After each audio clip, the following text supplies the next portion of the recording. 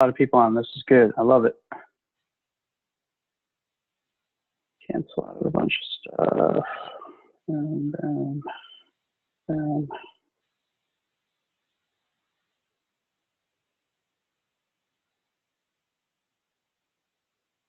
please start on time.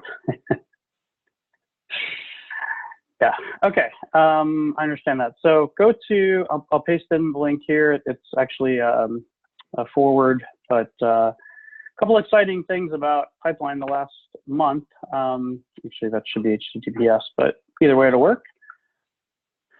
Go to quickstart.pipeline.ai. So everyone start here, and keep in mind, for full context, we are building a company before your guys' very eyes. We want your feedback. We're very opposite of traditional Bay Area, where people go into stealth mode for 6 months and come out with something that may or may not fit the market. So we do this regularly. Strong open source project. Here is, actually, if you all could go up here and star the repo, that would be fantastic. We have done enough sampling with VCs where they appear to be worth about $1,500 in seed funding, every single star. So that'd be great if you guys could go up here and click that star. In fact, looks like I haven't even starred, so maybe I'll star it as well. We do ask that you install this CLI, and we want to know what problems you have in this CLI.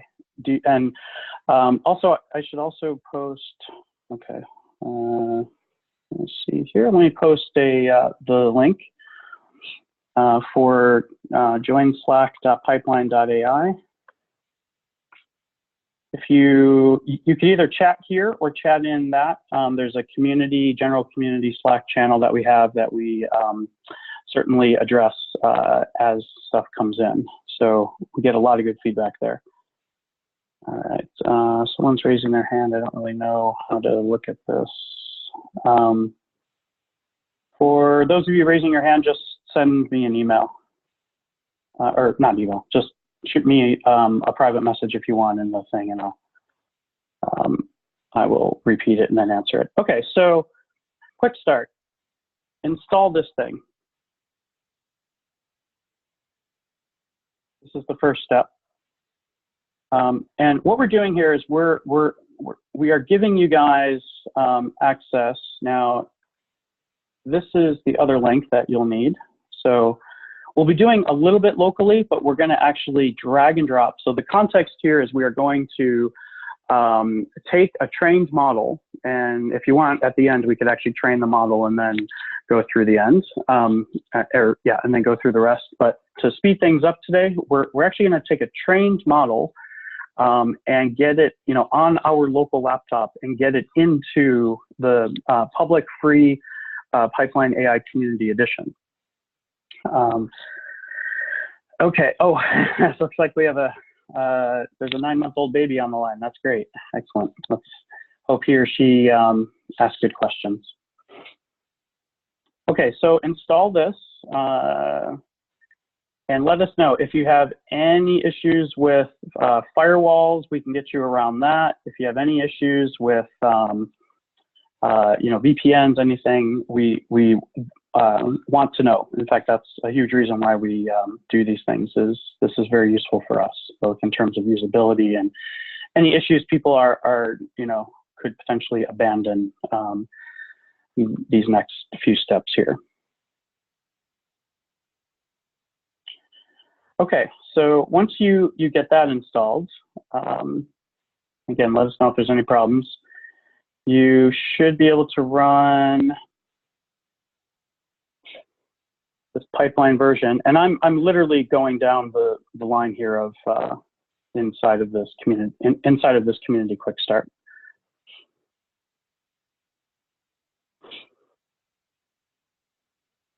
Okay. Some people are asking about the pricing model, that kind of stuff. Yeah, let's talk about that. We could either talk about that at the end. I can explain the pricing model. This is a community event, so I want to de-emphasize any commercial stuff, just out of respect for those that are here for community purposes. So run that command, then run this command, pipeline version. and let us know that you're seeing the version. You should. So I'm going to have the command line up here. I got this over here, like a million windows open. This over here. And okay, so let me install, let me install the actual CLI itself, make sure it works. You don't need Conda, you don't need anything like that. We use Conda internally. You can certainly use Conda if you like, if you're into that kind of thing, but we try to make this as accessible as possible to everybody. So let's see. All right, so we got that. So we install the CLI. Next, run pipeline version. Make sure that this is, so this is going to be the bridge between, like local environments and then, so do I have, okay. Next, we're going to click on this community thing. So we will be here, community. We're going to follow these instructions. Yes, everything that we're doing today is to get stuff into this community edition. Keep in mind, community is free, it's public, it's open. We're going to be dealing with samples today. You can upload your own models. I would recommend, talking to us because we can actually, right now, save as, the save as button in the upper right here is actually, it's not currently active.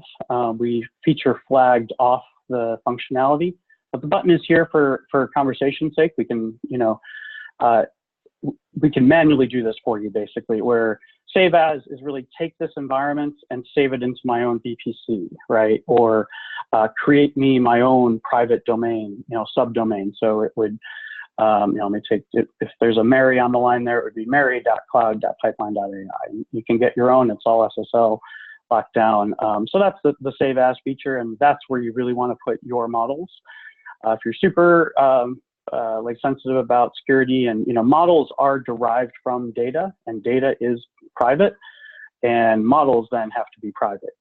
They're not as easy to tie back to an individual user, but they are, should be treated as private as the data that was used to build them. Share, this is, you'll get credit, when you share your specific workspace with somebody else. So keep in mind right now, the current version of community has like everybody all in one. We're actually coming out with the, each week we do a release pretty much every Friday. Sometimes there's one in between for like bug fixes, things like that. But by the end of this week, we'll have it such that you can go into community and you'll be isolated within your own space. So that's a little better, but we really do encourage you to do the save as, and we can get that going for you after today. Share is where you would share the workspace, so you would get credit for actually sharing this with your friends. You get a free month or something like that. We haven't exactly worked that out. Okay, so let's go back here. Quick start. Here's everything. Download these models. So these are sample models. You should be in the home directory or wherever you want to put these, and run that command. I believe I've already, well, I'll do it along with you guys here. So this is going to pull down these sample models, and we have tons of models. We have TensorFlow and Scikit and all kinds of stuff. So let me see if PipelineAI models. So this is literally what the repo looks like. We even have, I think, a bash model in here.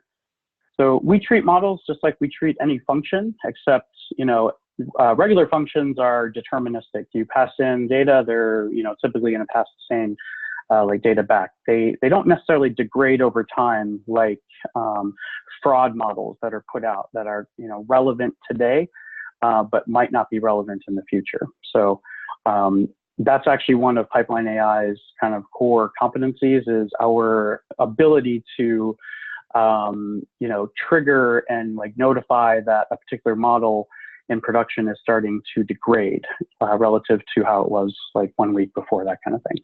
Okay, so if the models are there, then let's do Actually, let me paste that here. What's the repo again? Yep, I'll put it right here. Okay, it's dangerous. Oh, I think that it's, okay. Can people still hear me? I'm seeing things that they can't hear me. Yeah, so leaving, my work PC does not install Docker. Oh, you don't need Docker. Sorry. Yeah, make sure that you're clicking, you don't need Docker. All you need is, this is actually a big change from the last time, where we were actually building, I think, Docker images locally. So community is essentially the remote version. And Docker Kubernetes, you know, well, actually, like SageMaker is remote. Yeah, Kubernetes can be remote. So all you need is the models from GitHub and the pip install CLI-pipeline above. Okay, so if Brett is on the line, I want to send him a note on the seg fault because we actually were seeing that. Okay, and if you do have any issues in the future, just find us on the community. So it looks like a couple people are in there. Meeting is now, yeah, okay. So repo we got, yes we can, okay. Can hear you fine, you don't need Docker. Says Docker's requirement on the GitHub page. Let me fix that. We just added the community stuff today, or last night. So yeah, just ignore the Docker thing for right now. You won't need that. Okay, are all models in PMML format? No, only a small number are in PMML to demonstrate support for those using PMML. Everything is in as native format as we can get. TensorFlow is in TensorFlow format, TensorFlow serving format. Keras is in Keras, and then we export it as TensorFlow serving. So Pipeline's all about performance of experiments and models in production, and that's what we're going to demo today. Okay, so you got your models, change directory into models. So you should see something like this. We're building up a better XGBoost. That's one of the things on the plan for either this week or next week. And yes, you will need to log in to community using 6 or 7 different, using one of 6 or 7 different social logins.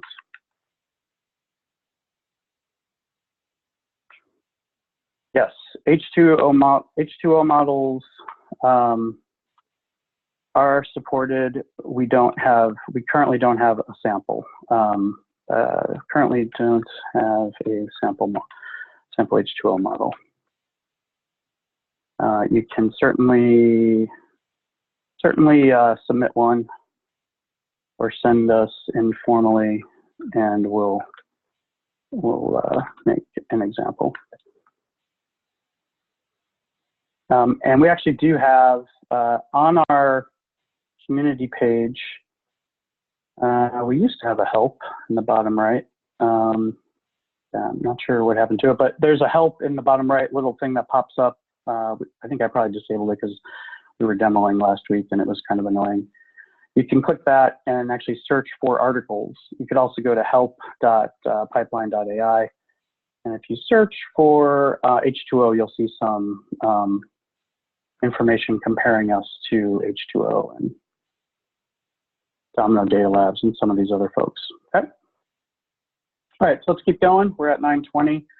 Let's see here. All right, so let me get my screens back in order.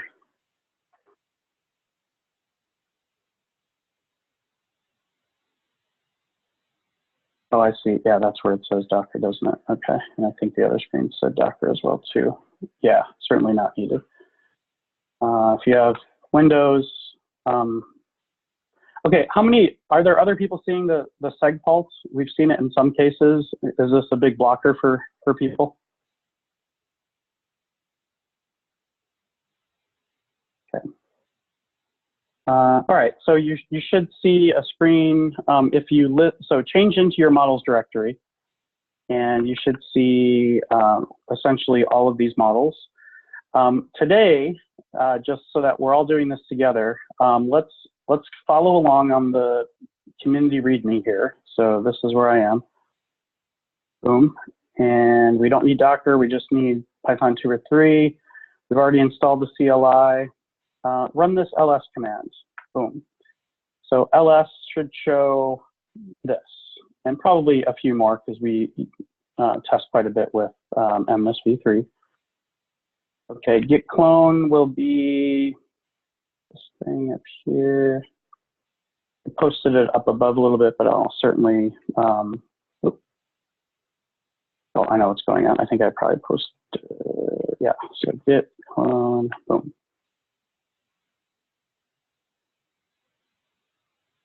Okay, and it's also should be at the top of this page. Yeah, it's at the top of that README right there. Okay, so moving forward, we'll see some files. So some of these things we generate when you upload the model. Some of these you can actually customize and then overlay.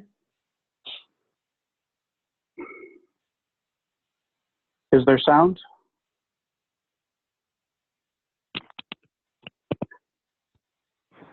Hello? Okay. Yeah, okay, people can hear. Okay. So listed out, you'll see the one that we'll want to crack open, because today we're focusing on invoking a TensorFlow prediction. And we actually have a couple different versions. And in fact, if you take a peek at community here on the right, you'll actually see, let me post that link in here. You'll actually see we have 4 different versions of the MNIST model. So actually, yeah, if we just go, that should take you to the home page. You'll have to log in, use your GitHub or use your Twitter, whatever you got going on there. And you can select, yes, any one of these. So this is one way to do like today's workshop is to actually select one of these. These are all the exact same model, but they've been trained on 4 different frameworks and they're being optimized in different ways. So for example, TensorFlow is being optimized for TensorFlow serving. So we're actually generating a new file format that's specific to TensorFlow serving called the saved model format. Some of you probably know. Scikit just using Python, so it's literally unpickling. And I could show you guys, where all this code is. But let's just walk through one today. There's PyTorch version of MNIST and Keras. And what we're going to do is we're actually going to put all these side by side and load test them up and watch them all take traffic. Okay, so let's crack open. I'm actually going to skip that one for a sec. Let's go to this one. You could do cat or, I think, what is it on Windows? It's edit or something. Yeah, does TextPad still around, or if you're using PowerShell, hopefully you can VI. So here's the pipeline invoke, and let's start off at the top. So this is literally the Python that will get that becomes part. So we take a model on disk and we wrap it in a Docker image, and we wrap it at the same time that we're wrapping it. We're also optimizing it. So that's why this front page here says optimize and deploy. So we're picking one. If we pick the TensorFlow version, it will always pick up the actual source code, but then there's certain tricks that we do afterward that I'm going to highlight here in a sec. So this is the actual file. And essentially this is a hook into our framework, into our platform, that whatever you want to put in here is what's going to get executed. And so this is where here we're actually like initializing a TensorFlow serving model, and we tell it like where to find it. By default, it's going to find it in a directory within here. Model pipeline TF. boom. Okay, so this is, if we go one more layer, this is the save model format. So we've actually optimized this. We have prepared it for serving, and now we're just literally going to archive this up, drag and drop it. So there's a bunch of different ways to get models in. You can go through the home page, which is a sample. You can, so either go through the home page, you can introduce a new model with this plus button, which is actually what we're going to do today, so hold off on that. There's also a command line way to do it. I believe the command is deploy, where you could actually, it'll archive it up for you and do everything for you. But today, let's go through the steps. So I was just kind of showing you guys what's involved in a prediction, which is like why we ended up here. So let's see, pipeline. And again, this is the bare minimum that's needed for this model to actually execute. Models.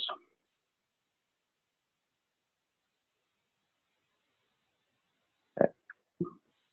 So just to back up real quick, so the invoke method essentially transforms the request. So the request comes in as either JSON, or if we're predicting behind a stream, it's going to pull in the avro, and there's a step that will convert the avro into like NumPy if you're using Scikit, or even with TensorFlow you can use NumPy as well too.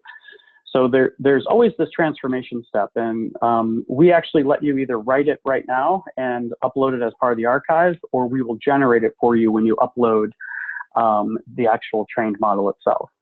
And like, just to be very clear, we do support model training. Today's flow is we're assuming the model has been trained. There's a lot of companies focused on training. We actually focus on post-training optimizations, and then the actual model serving. We come from Netflix, we come from Expedia, we come from very, very high scale, like microservice backgrounds, tons of like data science, the ability to push out models as quickly as the data scientists can think, right? This is our goal here, safely in production, and actually validate your models in production and create lots and lots of champions. And okay, yeah, Missy, can you paste that to all the attendees? Yeah, Brent right now from PipelineAI is not on the panelist thing just because of a checkbox. Actually, I'll just paste it here. Okay, can I find a version? So you likely may have a proxy issue there, but yeah, maybe Brent can like take a look at that. But let me keep going here. So we invoke this prediction. We're actually we're wrapping monitors around this. So we're using the Python context manager to actually put timings around every single step here. So this whole thing will be timed just by the nature of our platform. Right? And so this is for more of the advanced user, right? For the sort of casual user, you would just click, one of these things, you would push the model out, you would then send traffic to it, and yeah, everything would be fun and happy. If you want to actually get in and do custom transformations, and this applies across all frameworks. So Java, there's a way to do it in Java, and this would be Java code, right? C++, this would be C++ code, not Python code. So anyway, here's kind of what the transformer looks like. It's taking, and this is the demo app actually, cloud demo. And it looks a little bit busted because we actually tore it apart the other day, but you can go in here and predict. So let me paste this in. And this is actually hitting our live community. In fact, if you go and hit a bunch of predictions here, we can go into the models and actually take a look live at some traffic coming through. So yeah, here we go. Right now there's only, what, 3 models? Looks like a few people have been figuring this out. And if I go over here and I start clicking around, I could actually see traffic. Now there's a multi-cloud part of this that I should highlight, right? So keep in mind that that we can deploy these models across clouds. We can actually compare the cost. So, you know, here right now, yes, we could actually compare across all 3 clouds for the exact same model. So that's something you can trigger off of. Here's a bit of sample code here. So now this is actually splitting traffic between 2. I've kind of jumped ahead here just, you know, to kind of tie in the application side of it. Let me paste this in. Oh, yes, I already did paste in the that demo thing. And look, so there's actual real live traffic. Now, one thing I'm going to do, let's see, is there the Keras version, CPU? See if anyone's getting the Keras version. Oh yeah, so this actually tells you right here which variant is involved on the response. So sometimes it'll be the Keras, sometimes it'll be like different ones. So okay, so let me go there. All right, and then back to the actual hook into our platform. This exact same code works all in the open source stuff. Again, we're not building Docker images today, but if you follow the Docker quick start, you will certainly build Docker images with this exact same structure, these exact same samples, and you can run those. Yeah, demo's looking a little pokey to me too. I think, let me restart or just refresh the browser. Yeah, I thought I'd be seeing different variants here. Well, okay, so actually on that note, let's do something fun.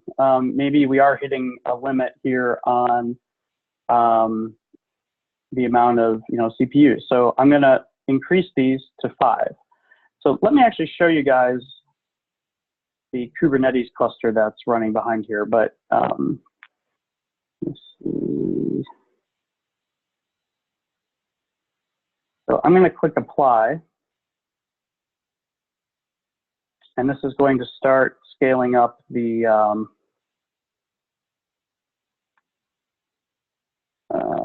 this is AWS prod.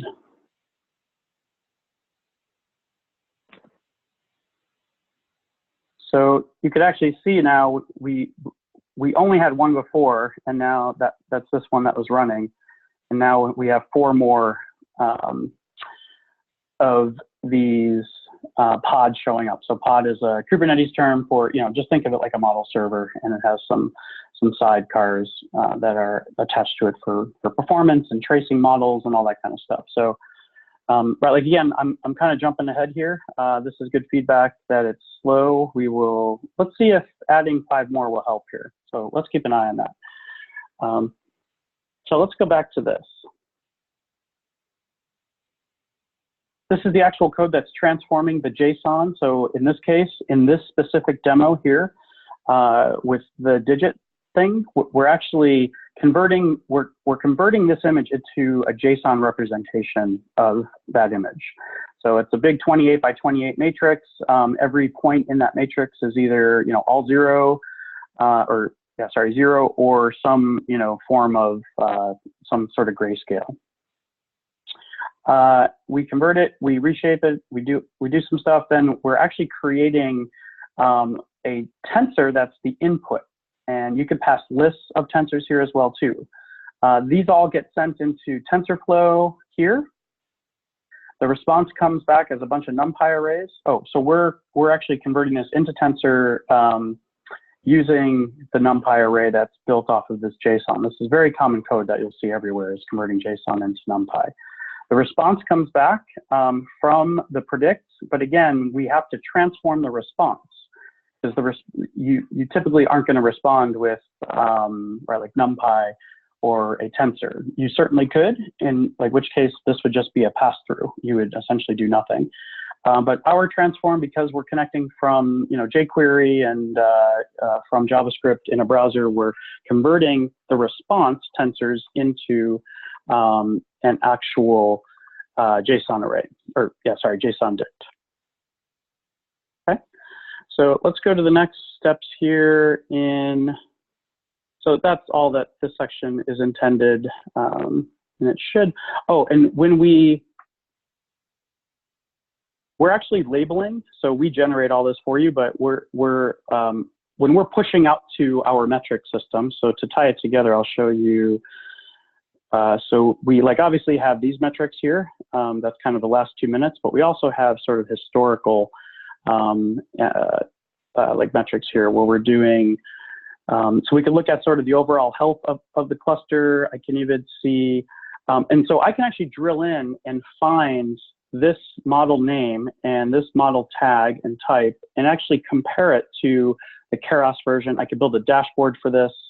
Yeah, all that cool stuff. So these are the actual application level predictions, right? So it looks like we had a spike here as everyone got on, and probably increase our disk here at some point soon, things like that. So, but this is more systemsy metrics. This is actually let's see, this is CPU usage per variant, okay? Haven't really talked about variant just yet. Let me keep going here with this. Go down here. Okay, let's actually get a model in. All right, so I'm going to run this next command. It fails because of your tag name. I want you to put in something unique. Okay, let's see, that's gonna archive up. So we've already trained the model again. This is pre-trained for the purposes of this demo. There's a trained version in the samples directory. We now have the archive that we need, and we're going to go to this link now. Actually, this is the same. Yeah, so you can get to this through the UI, but I'm just pasting in the link here. But we'll get to it by going to models. We're going to click MNIST because that's the model that we're creating. This is like a ridiculous comparison of many different versions of MNIST, kind of a Kaggle thing for MNIST. Let's see. So what we want to do. Oh, actually, back on that last screen. Let's click the add button. So here it says press the add button on the screen. Boom, boom. Add. Let's see. We're going to specify it again here. It's going to be MNIST. Let's see, this is like this 1, 2, 3, 4. I think I called it. You won't have to do this in the future. Right now, this is just a disconnect between our metadata offline on our inside this archive and our use of it within. So we're going to upload an archive. So I'm just kind of following along here. This creates our little drop zone. We're going to find this. Let's see, where is this on disk? If I open that, that's going to be not something I want to do, but let's see, we'll find it somehow. That's going to open. Oh, okay. So grab the actual archive that created it. So you could do open on that file, it'll open it, but it'll also pull up Finder. And just drag and drop it here. Click add. This is essentially creating, it's initializing the folder for this model. This model then gets uploaded, everything checks out literally, and then let's click next. Now, before I click next, I do want to point out an advanced feature here that we're still working on, but again, we want to get feedback from you guys sooner than later. You could actually modify. So this is the exact same pipeline invoke that was in that directory that we uploaded, but we can actually make a last minute change. And let's say we know this one takes a little bit longer and we're going to give it 100 seconds for timeout, something ridiculous. Or maybe we want to modify, something here. Let's call this, Chris 1, 2, 3, 4, something like that, right? So you can make last minute changes. You can maybe, augment the response here specific to you. You can then click update. But when, and all the files are here, you could actually copy and paste in your dependencies. And so, for example, if we wanted to remove pip as a dependency and maybe change it to Python 3.5, I wouldn't do that. But let's click update, and that's going to update that. Then let's click next. All right. So now this model should be going in. I believe it ends up down at the bottom, I think. Let's see. See where it ends. 3, 4. All right, should end up here in a sec. So when the model comes here, then we can actually optimize and deploy it. All right, so it looks like someone's already created a PyTorch version. Looks like someone used your tag name. That's kind of fun. So let's do that one. So so these are all the models that have been ingested into Community Edition. From here, you would click Upload, boom, and it's really an optimize and upload step. It's not really just an upload, just like a traditional, CI/CD thing. We're like way past that here. So here I'm saying this is a PyTorch model. I'm going to create just the Python version. Actually, let me do this. I'm going to pick a different one because I want to talk about. Let's pick Keras. So Keras is here. I'm going to pick CPU. I'm also going to pick Python version versus the TensorFlow serving version. So we'll actually create the TensorFlow serving version for you that will work with this runtime. So that's kind of cool. These are right now feature flagged off.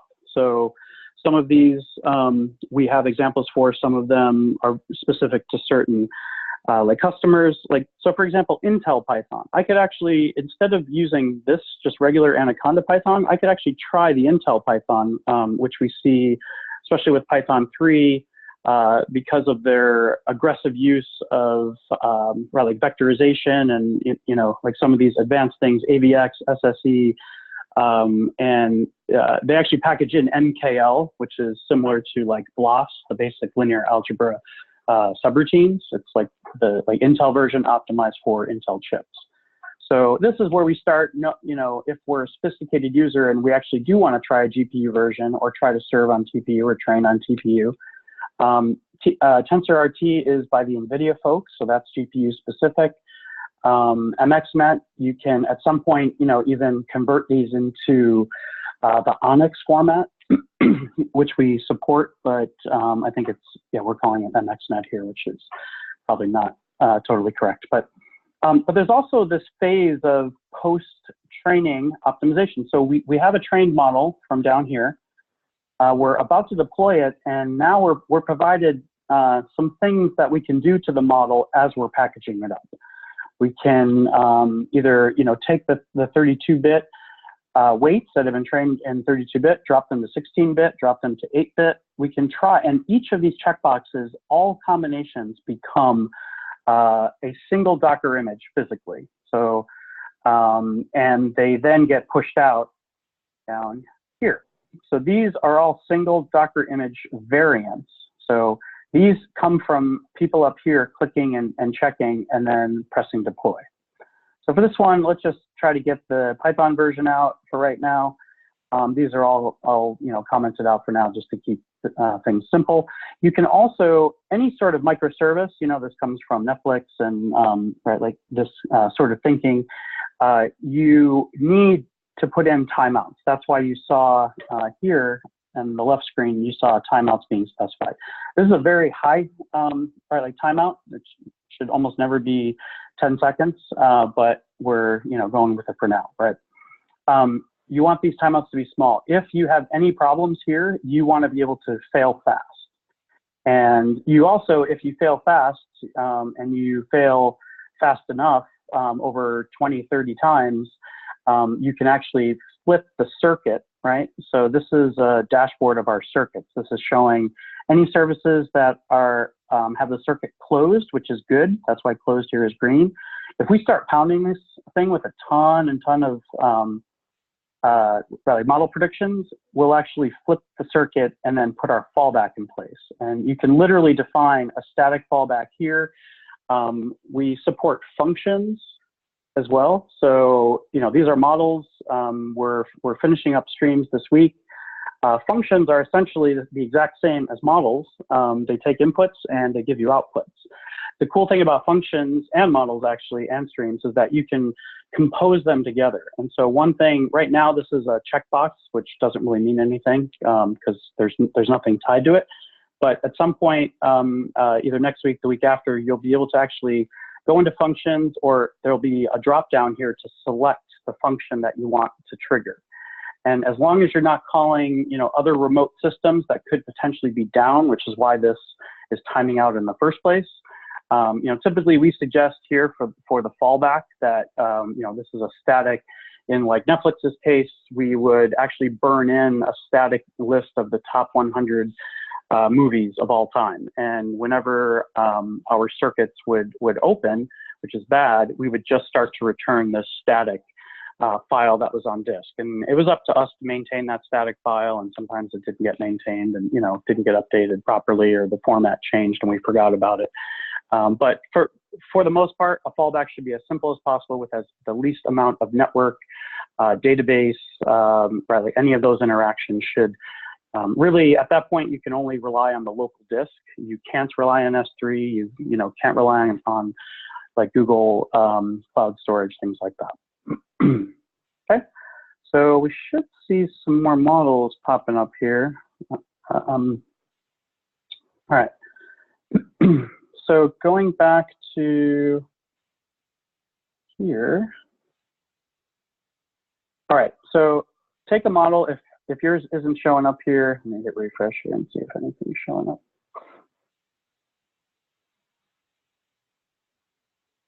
It looks like we got a couple new ones here. Yeah, Pipeline Workshop. There's me. Okay, so I'm going to take, and I thought I added, oh, wait, did I actually deploy this one? No. All right, so let me take the Chris1234. I'm going to deploy this. This one I'm going to use TensorFlow serving. I could also say Python, but I'm just going to go straight for the serving. And now this is going to bundle the static, boring, sort of lifeless model. It's going to wrap it in excitement and real-time endpoints for like REST services. Also, it will bundle it so that it can be a Kafka consumer. So there's two ways to start up models right now. Our sort of fast track quick start is a web service, but by the end of this week we'll have the quick start that will actually pull from a like Kafka topic. So when you start it up, you have to tell it which Kafka topic, and that's where these streams come in. So streams actually, you'll be able to launch Kafka brokers here. And then when you go to spawn a new model server, you could actually put it into streaming mode, which then you tell it which Kafka topic to read from. That's the input Kafka topic. And then it'll run the prediction, and then it will place it in an output Kafka topic. So, for us, these are just end up being drop downs, or the ability to like drag and drop and sort of compose these various pipelines from streaming data as well. We also support Spark jobs, and where this comes into play. So let me show you. We only have about 10 minutes left here, but okay. So I showed you guys a little bit about dashboards. Of course, we support TensorBoard. Kind of has its own first-class citizen. Here's Jupyter. So let's see. And because you're already authenticated, it should just go straight here, or maybe ask you to click the login button, but it already knows who you are. So that's actually just kind of a workflow thing. This is actually the full workshop. This is the one that, there's actually one coming up this Saturday. In fact, let me send you guys the link. And it's here in San Francisco. We haven't done an in-person one in a year. Well, I just did one a couple weeks ago out in DC, but this is, okay, this is what's going on right now. And this is, so we just put a pretty big discount on this thing, kind of the days leading up to it. So that's the full 8-hour thing. It just so happens that it's the Saturday after I'm doing this. I didn't plan that on purpose or anything. But that's the full 8-hour, and we go through every single one of these. These are actually, open source notebooks that are out there. Instead of pipeline models, there's pipeline notebooks. And you won't really be able to run these notebooks because they're specific to the GPUs that we're using, and yeah, that kind of stuff. So when am I coming to DC, New York? I'm there. My little sister lives in DC, so I'm there all the time. But yeah, shoot me up like a mail on the side.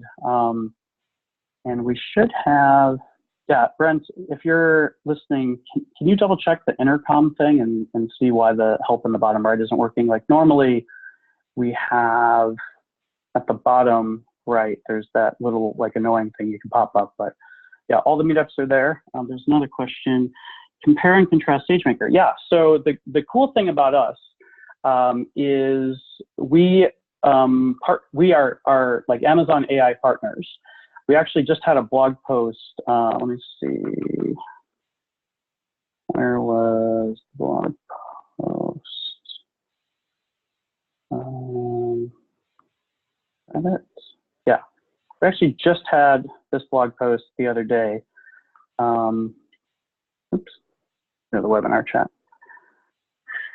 That highlights us against SigOpt and I think one other one as well too. A couple companies came to SageMaker very early. We're certainly one of them. So let me pop this up. Yeah, we love SageMaker. SageMaker, the cool thing about Pipeline is that we actually work and like integrate directly with SageMaker. So the Docker images that we create work across us and SageMaker. And let me see. So you could actually follow the SageMaker quick start that we have. So you know, while SageMaker is the infrastructure, you know, is similar infrastructure to ours, we actually support them as well. So there's basically no lock-in. You could use the exact same Docker image and upload it to, that you build off of this like Docker example. Actually, this goes through the entire thing as though you're starting from scratch. So and it will get those Docker images into SageMaker. And the cool thing is that you can then compare SageMaker to a Kubernetes cluster that you're running to a Kubernetes cluster or to, you know, PipelineAI, which internally we are using Kubernetes. So SageMaker does lack quite a bit of features that they don't do streaming data. They don't give you the ability to shadow traffic. This is one thing I always forget to talk about, but it's pretty important. Actually, let me pull up, I think on help, pipeline.ai, I believe we have, if you type SageMaker, I think I compare us here. Yeah, PipelineAI and SageMaker. So good question. I'll paste this in. But you know, our main goal is to give you the ability to experiment and compare. And you know, we don't care if it's across SageMaker, right? Like, yeah, we're not charging the 40 to 50% right, like markup that SageMaker does. That's something to point out as well too, right? SageMaker is if the EC2 instance costs $1, they are going to charge you $1.45. And so, yeah, that's something, right? Like costs always come, it's like pretty much, do I run, you know, it's similar to, do I use Kinesis or do I run my own Kafka? So maybe in the beginning, SageMaker works for you guys, but then very quickly you start to need more advanced traffic routing patterns, experimentation. Now, SageMaker supports traffic splitting, and that's just, you know, one of our features. So we can, okay, so my model did make it out here. So let's say I'm going to do 10% to this one, 5% to that one. This is telling me the overall percentage there. What do I want to do? 35 on this one, I think gets me to 100. And then I'm going to put this model into shadow mode. All right. So here I'm going to update this. Oh, and also we have auto scaling, so you can, you know, choose particular like metric to actually trigger off of. And set them in and the max, that kind of thing. We're still finishing up the UI work for that. All the backend work has been done for this stuff for a while. So now we have 4 models that are live, but we're not quite sure about this 5th model. So I don't necessarily want that 5th model for like whatever reason to be responding. I still want it to get traffic, to get the inputs, to get the features. And I still want it to make a prediction because I'm curious how it's going to behave.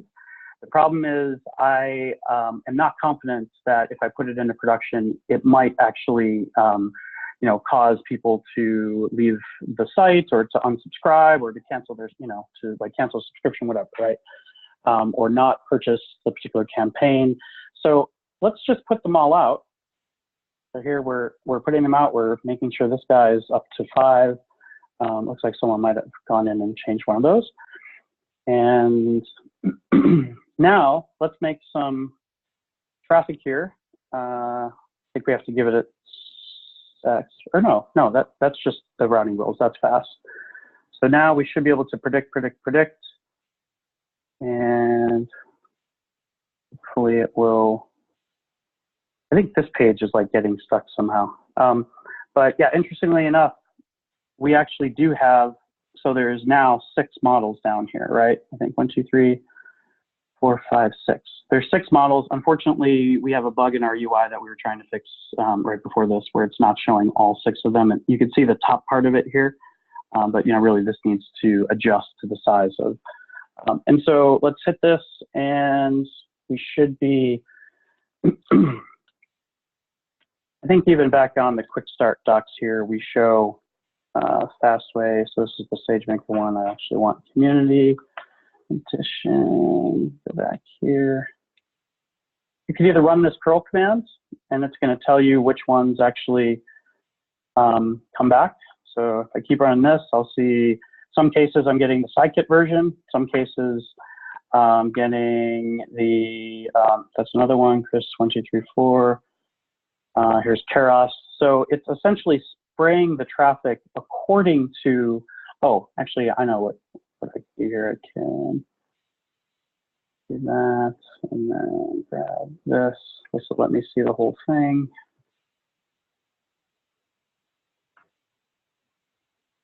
So this should be all of them now. You can see the full. So this is all 6, and as I'm spraying traffic, there's a way to actually do like a mini load test, which I want to point out. And this is the cool thing here. So I can predict, so you can either do the curl, or as shown here, you can pick different languages. So I could use Python, I could use jQuery, I could use Java. And these are all different ways to actually post that, from that same payload, that same sample payload, PHP. I think there's a few others that we actually don't have on there right now. But if you want to run this load test, you have to be in the directory, the parent models directory. So let me clear and pwd. So wherever you cloned that repo is where you need to be. So let's run a quick load test. Well, that wasn't a very good load test. It was just 1. So let's do 100. And here it's just pounding it. Looks like maybe one of the models is either erroring out or still hasn't loaded fully. But let's go over here, and we can see this thing lighting up. So this is kind of cool. And we should sort of roughly see the throughput matching, the percentages that we specified. So that part's kind of cool. We could try to, do this in multiple windows. We could try to spin up cloud instances and, do this. Yeah, whatever floats your boat there to actually get these predictions. So showing this across the different clouds. Here's an example dashboard that I mentioned that physically, oh yeah, there's a question about Google Cloud ML in there. And yes, we actually do support Google Cloud ML the same way that so Google Cloud ML supports only models being uploaded. And I'm very careful to not say only TensorFlow models, because they actually just released support, I think, for any Python-based model. So, they're essentially hooking into their functions feature within Google Cloud and can run, I believe, Scikit and XGBoost. But the key difference here is that with SageMaker, I can upload a Docker image. And when I have control over my Docker image, which for us is, if you follow the Docker quick start here, you'll be building a Docker image.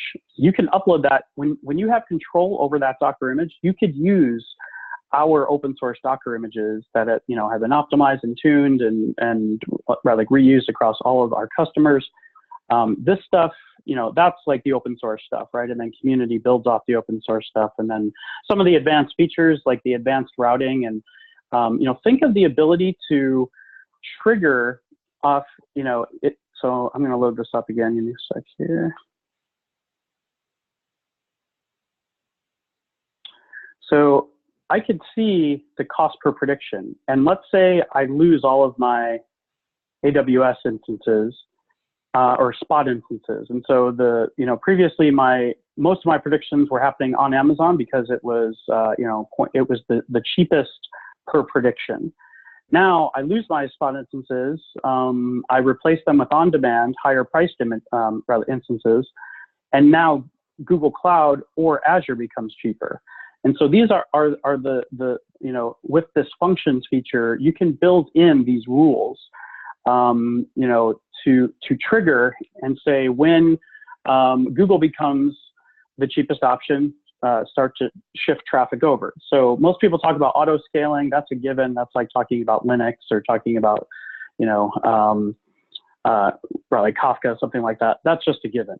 Now we have this auto shifting like technology that we've pioneered here, where we can automatically shift either across models that are performing better, and you actually define the function that is the objective, right? The objective function for whatever you're trying to optimize for. And if it's, maybe it's power efficiency, so we would expose power efficiency here.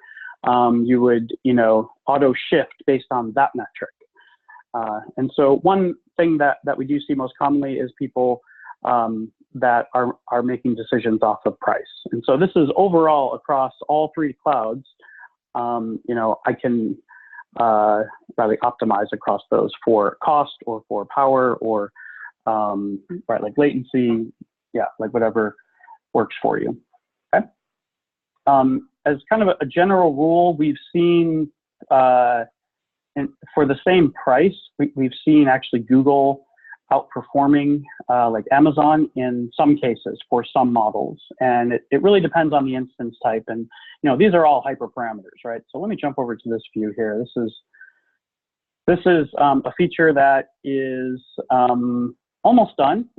And the sort of early like wireframe here is this, and really this is highlighting our sweet spot, which is kind of steps 2, 3, and then this 4, like the feedback loop. So everybody, stops with training. There's tons of tools. My old company, Databricks, they do training, right? There's like a million tools that train, but they don't get things to production, like number 3. So, and then in focusing on 3, what we realized was there's actually a step 2 that is completely unexplored. And so the bottom right there shows a TensorFlow graph that's literally just linear regression. It's 5 nodes. When TensorFlow is training, it's now 85 nodes or 92 nodes, something like that. And that's what people are putting into production, and that's not good. What you want to do is this post-training optimization, step 2. And again, for us, this is a checkbox. And let's see, we get to the checkbox. There. So this is literally, oh, I want to try the TensorFlow serving version, or I want to try the Tensor RT version, something like that, right? I'm going to deploy on Intel hardware. I want to use Intel's Python. But the core tenet is that we don't know how the model is going to do. This is something that was beaten into me at Netflix, where when I first joined, I like didn't understand the amount of data that they were tracking and the high tolerance for experimentation and risk and failure. When you have, and so a lot of those like best practices are in PipelineAI. So the ability to get to this screen where I've deployed a model, but you know what, it's not doing well. So I'm either going to zero it out or I'm going to just mark it for deletion. This particular model is doing really well, so I'm going to shift more traffic to it. These are all very, very powerful things. And this is the data scientist that can do this, right? Some shops don't necessarily want the data scientists to use this, but we like that because we know that data scientists like data, and all they want is a dashboard, and we're providing a whole ton of dashboards. So we could shift traffic that way. The data scientists can also look at more complex dashboards with Grafana and historical dashboards. They can run Spark jobs to label data. So this concept here is prediction accuracy, right? This is, so yeah, back to the screen. So here's training, right? This is familiar ground for most of us, training accuracy, training time. We actually have a training cost that didn't make it on this slide, but where, because you're using GPU, this is a higher cost. But it's a much higher training accuracy than the cheaper Scikit-Learn version. Here's the optimization step. So this is where we would say we converted to TensorFlow serving. The checkbox for 8-bit quantization, 16-bit quantization, right? Like these are the very, and so we're tracking this. We're putting each row here is a pipeline, and some people call it variance, but it's a pipeline to get to a model that's in production. And how did it get there? We're tracking the whole thing. We're tracking all the metrics. This is another really pipeline API, CLI. This is Python code that you would put into your Spark job, your Spark training job, and you would also put it in your optimization code, or we'll put it in there for you. We'll actually auto-generate it and track these things for you. We'll convert this gigantic 92 node thing down to 5 nodes, and we'll apply 8-bit quantization, or we'll actually round them all so that we can compress them better to fit onto the like Apple rather App Store for like iOS App Store, things like that. They have very strict like limitations on the size of an asset, a single asset within the App Store, and if it's 100 meg or whatever, and your model comes in at 102 meg, it will get rejected. So these are some of the optimizations we can do. Also, like I said, you can play with the timeouts. You can adjust the this concept of the request batch window. So this works across all the models, not just TensorFlow. TensorFlow happens to handle this natively within TensorFlow serving, but we do this for Python models, we do this for Java models, PMML models, PyTorch models. Yes, we do this for everything, where we will batch up.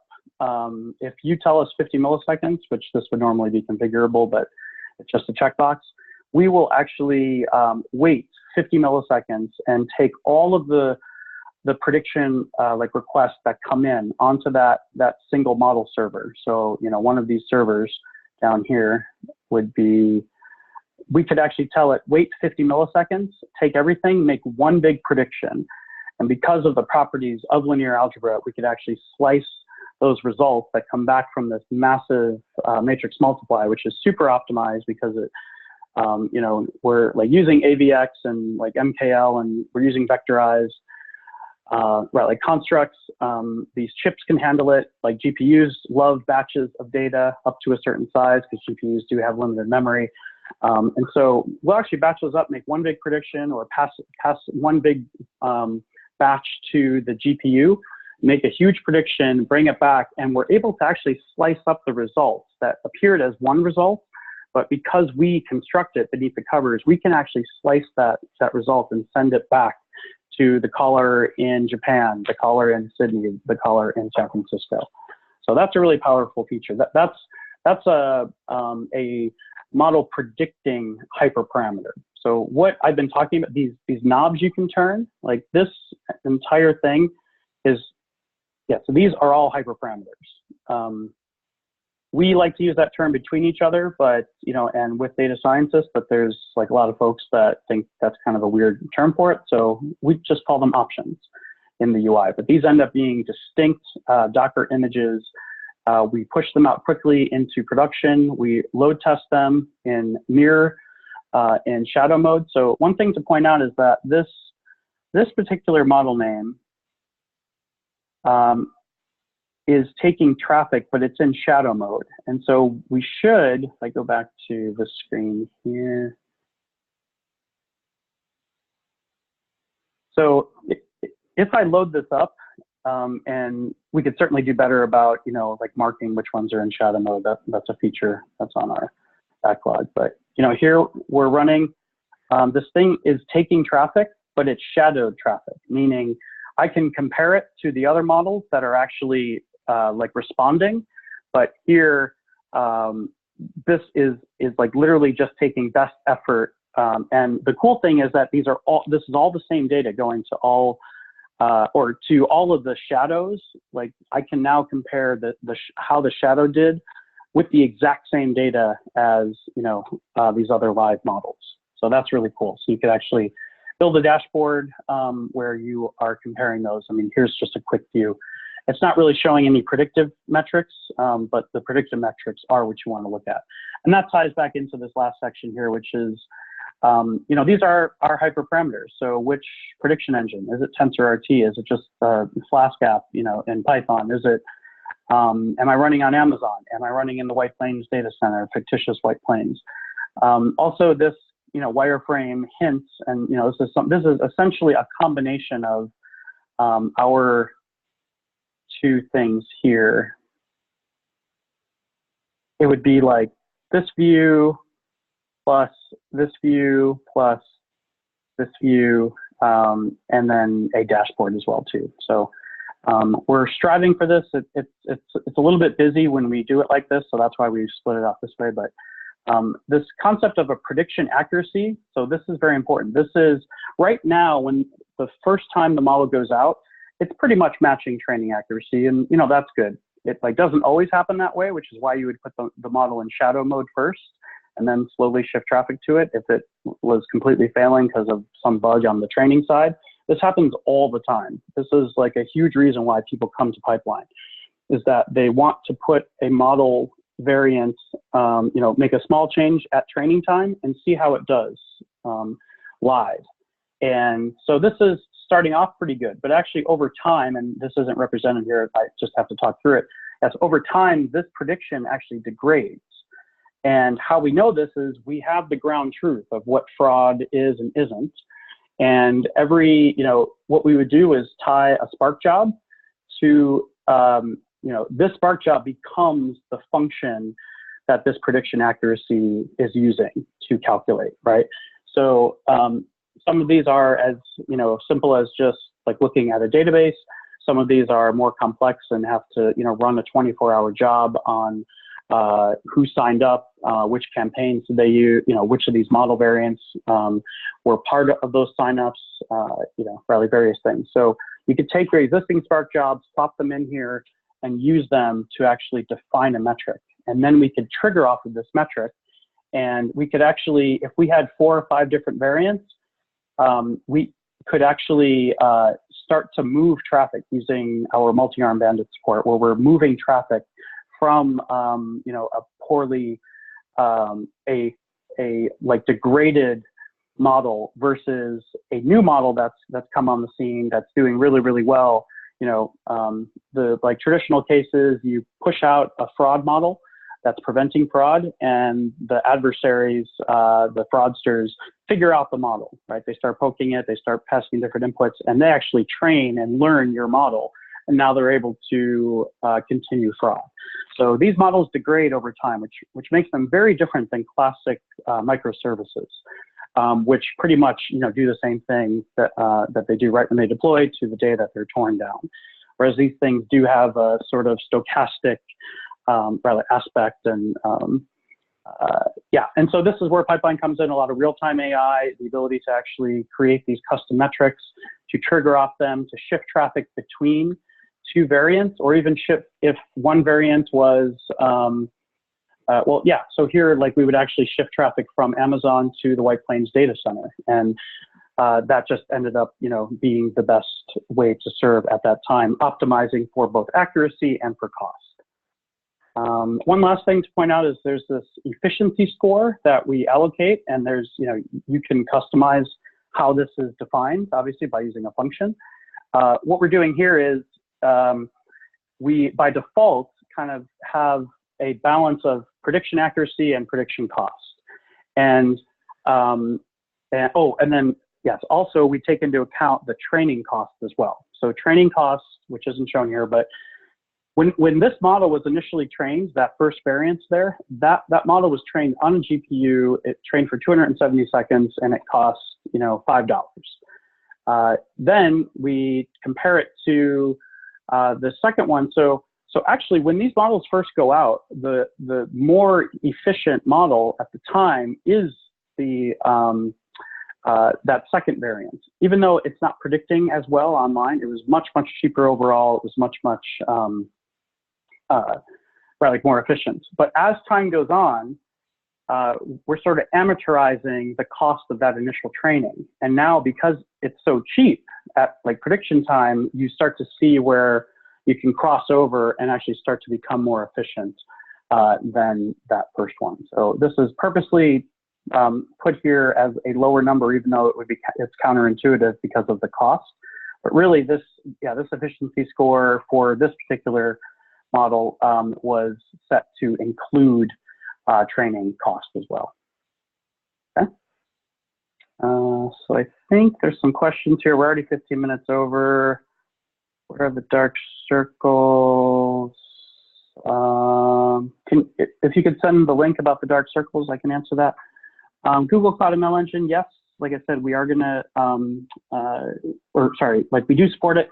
The difference is that they don't support Docker images, so all you would be uploading is essentially this archive that we created earlier. So when we did the model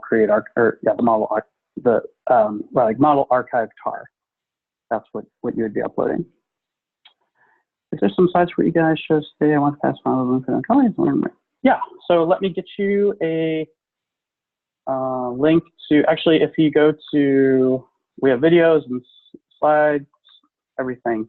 I'm actually doing a workshop this weekend on Saturday, like I said. I think I pasted that. That's YouTube.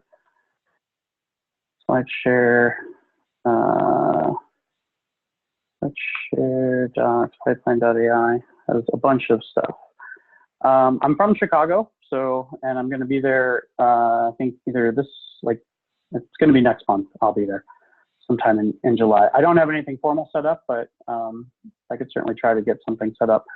I also do, so the upcoming ones are not just San Francisco. So I go back to that meetup. Let me be clear here, which I did not make clear. This is actually online as well. So I do it both ways, where I have people dial in and they get the exact same experience because we're using the same tools here, Zoom, online or in person. We got a bunch of people signed up. It's going to be a good time. You will get your own instance, and you will be using GPUs, and there's a TPU section as well. Not a specific learning path per se. I'll just close in the order. Yeah, our focus, we're a pretty lean startup, so our focus is any of our teachings now come through the products or through the community edition specifically. And the more and more that you interact with the product, the more questions you can ask, and really follow the quick start is really the best place to get started. Let's see. Here's the quick start. Oh. Nothing happened. Okay, no. Yeah, I see. You could try www. You can try that one. I should probably change the, yeah. Okay. So we'd love to see you guys again. Next time we're going to do some of the Jupyter notebooks. Try to catch us on Saturday, this Saturday coming up at 9 a.m. Pacific time. Hopefully that works for some of the overseas people as well. And hope to see you soon. Thanks a lot. Ask any questions on the Slack or shoot me an email. I'm chris@pipeline.ai. I'm not very good with email, so usually Slack or the little that dark circle thing in the bottom right should do it. Thanks everyone.